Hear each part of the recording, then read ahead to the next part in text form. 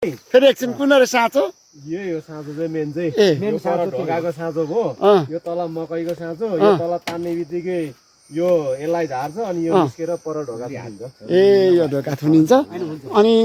यो भित्र छैन दाजे बाँदरलाई मकै चाहिँ ऊ त्यो मकै अब जब त्यो उ गरे पछाडि चाहिँ साँचो चल्ने साँचो चल्छ अनि झट्प जब त्यसलाई छोए पछाडि साँचो चल्ने अनि बाँदरलाई यहाँ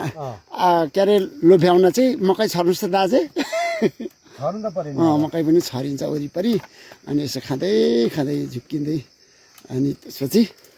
बाँदर चाहिँ पर्छ अनि गत सालतिर कतिवटा व्यवस्थापन गरेको रे बा 40-45 वटा माथि रानीवन कुन अरे जङ्गलमा लगेर प्याज छोडेको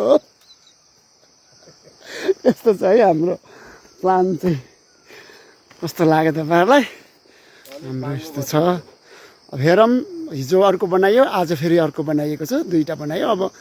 सायद अरू दिन अरू पनि बनाउने प्लान चाहिँ छ अब हेरौँ बिदा सकियो के सबभन्दा शनिबार आइतबार 2 दिन बिदा भएको युटिलाइज गरौँ बुझेन अझै धेरैवटा बुझाइदिनु हो राज्यले बुझिदिएन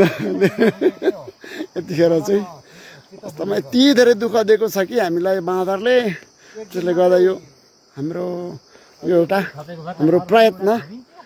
हेरौँ कस्तो हुन्छ कतिवटा पर्छ 4-5 दिन चाहिँ हजुर